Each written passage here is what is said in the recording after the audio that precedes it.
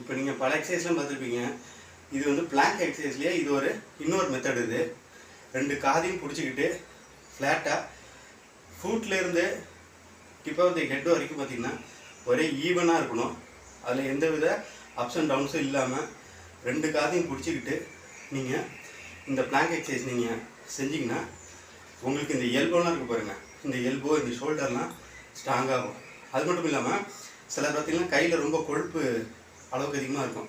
அந்த கொழுப்பெல்லாம் பார்த்திங்கன்னா அப்படியே கொஞ்சம் கொஞ்சமாக டிக்ரீஸ் ஆகிடும். அதனால் இதை எது செஞ்சாலும் கண்டினியூவாக செய்யணும். ஒரே நாள் பார்த்திங்கன்னா 6 நிமிஷம் 1 நிமிஷம்லாம் வராது. ஒரு 5 செகண்ட் ஒரு நாளைக்கு, ஒரு மாதம் கழித்து 10 செகண்ட் ஆகணும். அப்புறம் 2ஆவது மாதம் ஒரு 20 செகண்டு. அப்படி தான் கிராஜுவலாக இன்க்ரீஸ் பண்ணிட்டு போகணும். எந்த எக்ஸசைஸ் செய்கிறதுக்கு முன்னாடி வார்மப்பு ரொம்ப அவசியமானது. வார்மப்னால் நீங்கள் ஓடலாம், இல்லை ஸ்கிப்பிங் பண்ணலாம், எது வேணாலும் பண்ணலாம். வார்மப்லாம் பண்ண பிற்பாடு தான் எந்த ஒரு எக்ஸசைஸும் செய்யணும்.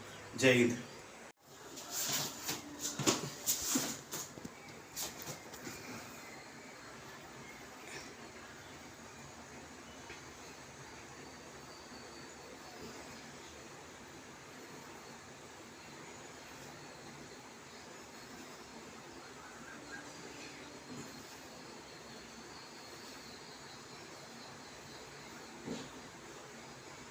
Good.